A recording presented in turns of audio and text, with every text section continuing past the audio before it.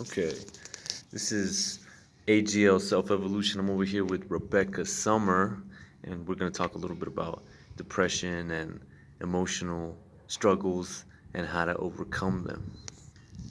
Rebecca Summer. Hi. All right, so tell me a little bit about yourself. Tell me about your depression issues, what you've gone through, and how have you overcome your problems. So, I, for the longest time, was living in Virginia with a mentally abusive father. I have some severe depression, severe anxiety. Like, here's some scars from my anxiety attacks. I used to cut. I used to be very suicidal. I can't say that I fully overcome them. They're still there in the back of my mind. Um, but, every day is a struggle. Every day I'm trying to work through it and get better. Um, yeah. Okay, so so what did you do to better your condition? Like what has brought you to this point from where you were before? So, coming from a very mentally abusive relationship with anybody, it doesn't matter if it's a father or a boyfriend or girlfriend or really whatever you go for. It's very hard to come out of your shell and basically fight against that. And I had a really close friend that's actually still in Virginia. Finally give me that backbone when I was finally able to come out and start telling people about the abuse I was going through with my father. Um, she was like, we need to get you out of here. You need to go to your mom and you need to live with her and get yourself better.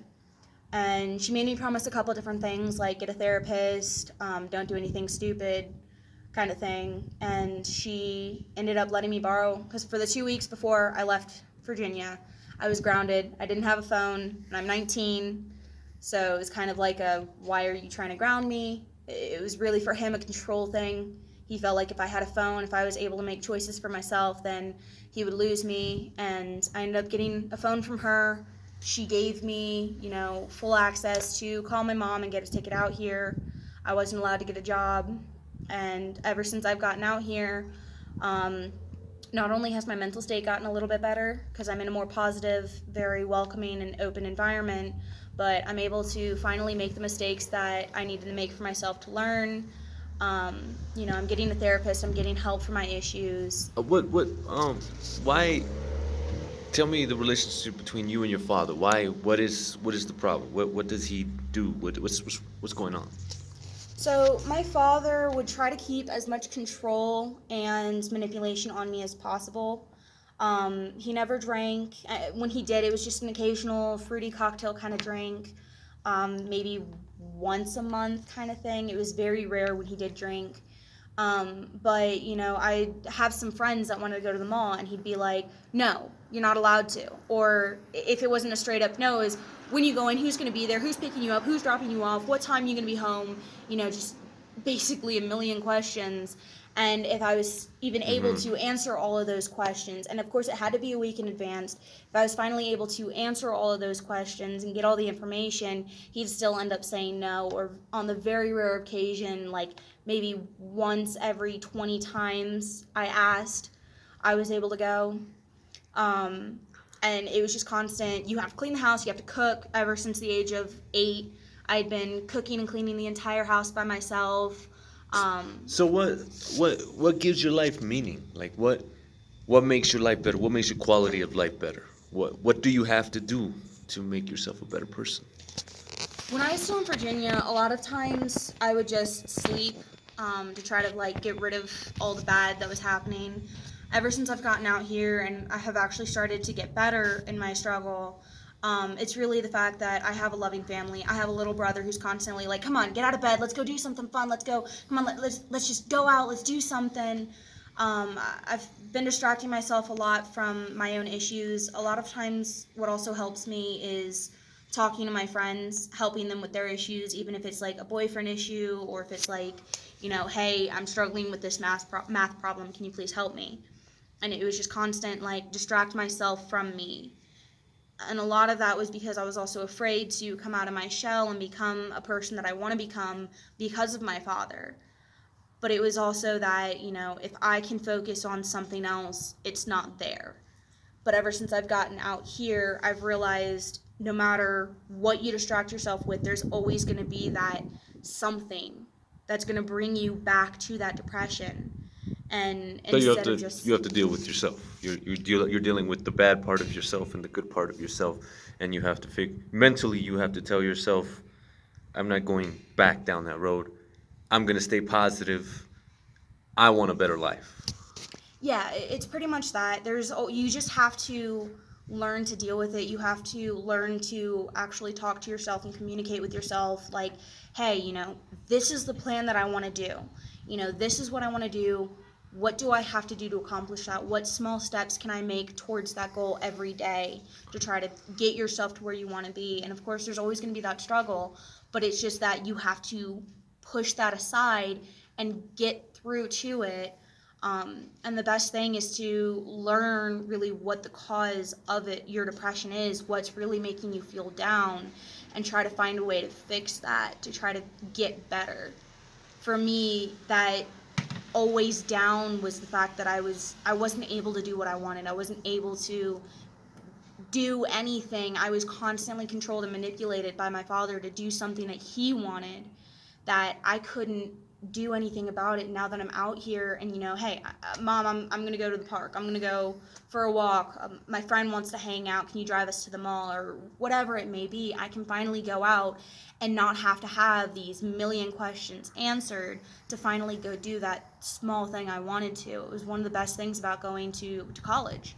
It was about 4.5 hours away from my biological dad, and I went to college and I went to my roommate and I was like, hey, want to go to Walmart? I gotta grab a couple things. Yeah, let's go. And we'd go. Do you hate anybody? Do you hate your father? Like, do you feel some type of way, or do you feel like no matter what anybody does to me, everybody has to pay for the things that they do. I have no hatred towards anyone. I don't say that I necessarily hate anybody. I know I have some strong feelings of anger and sadness towards people. Like with my father right now, he still is my dad. I still love him, but I do have some very strong emotions of negativity and of sadness and anger towards him for what he did. And a lot of anxiety. Since I've been out here, I've talked to him twice and talked to him through other people. But every time I've talked to him directly, I've had a major panic attack to the point where I was about to start scratching and causing another one of my scars.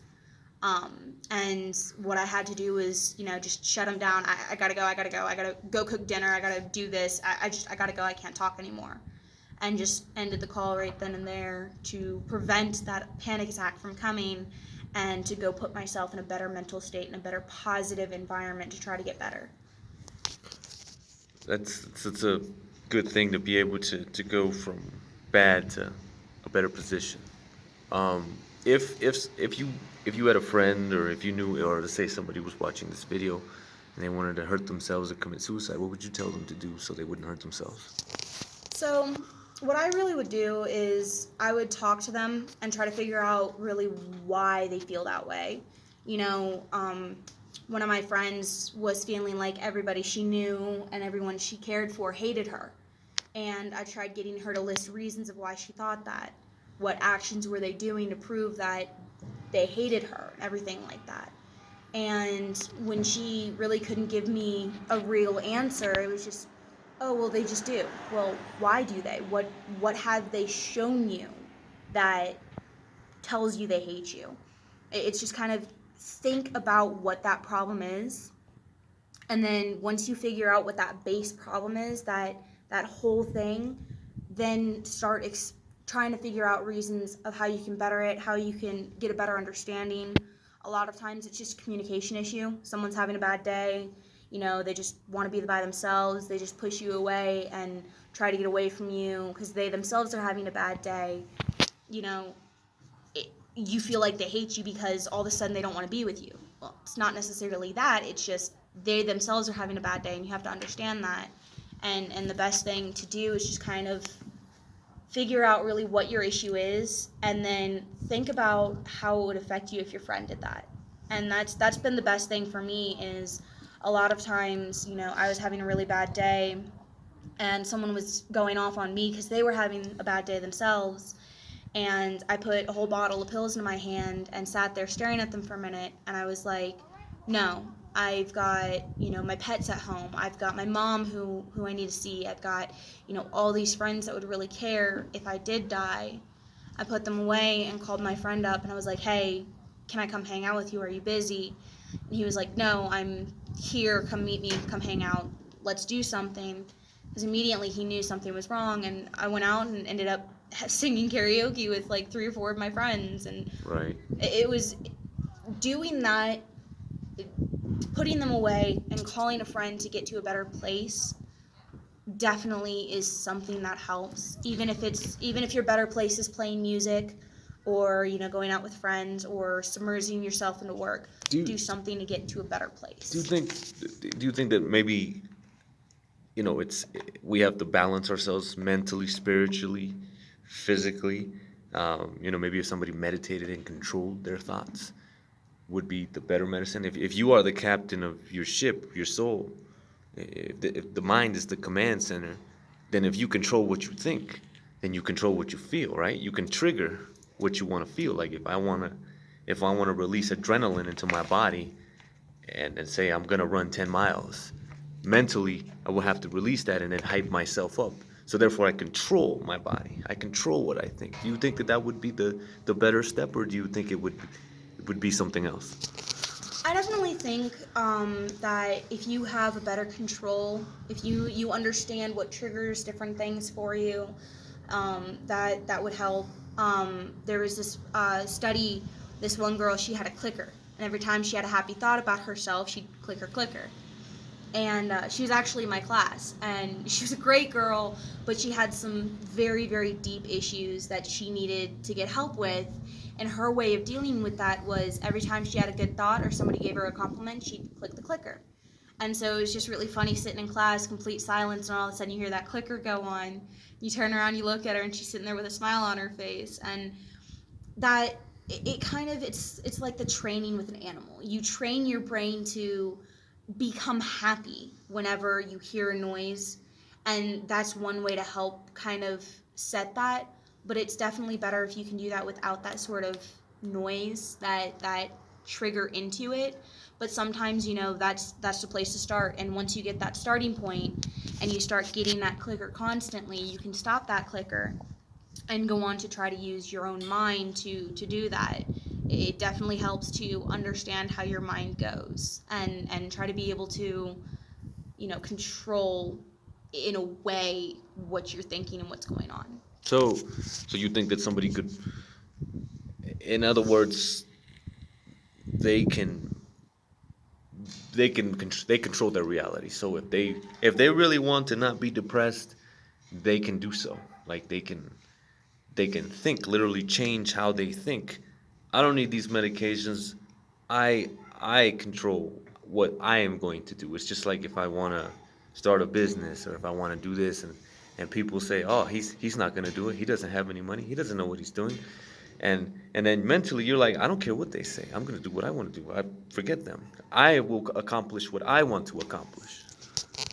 I definitely think, yeah, that is a huge part of it, is you really can't believe what people are going to say, because as long as you put your mind to it, as long as you feel like you can do it, you can do anything you put your mind to. And that's one of the things that I had to overcome. Is I've had very bad relationships with people in the past, and it was kind of that, like, I had a very abusive boyfriend who would hit me and use me in a bunch of different ways. And finally, I got to that point where, I did reach out for help and get my friend, who's now currently my boyfriend, to help me. But, it was that once he helped me get out of that relationship, any other time I saw a picture of that abuser, every time I, talked to him or heard anything about him, it was that I don't need that negativity. I'm not what he says I am. I'm something better. I can put myself in a better place. And it was definitely that, I don't need this. And especially now that I'm gone, I don't need people telling me what I can and can't do. I don't need, that abuse and that neglect from my father. It's something that you have to tell yourself. And if you don't believe yourself, then it's not going to help. You have to say it and mean it in order to actually be able to accomplish it. So, what do you think? Why do personal question? Why do you think we're here? Why do you think we exist as people? Do you think we just work, live, and die, or do you think there is a purpose? That we all have a function to fulfill? Um, do you think there's something greater for us rather than just living how normally people would live? We have to really discover ourselves, who we really are. There is definitely something that everyone is here for. I'm not a very religious person myself. I'm kind of that,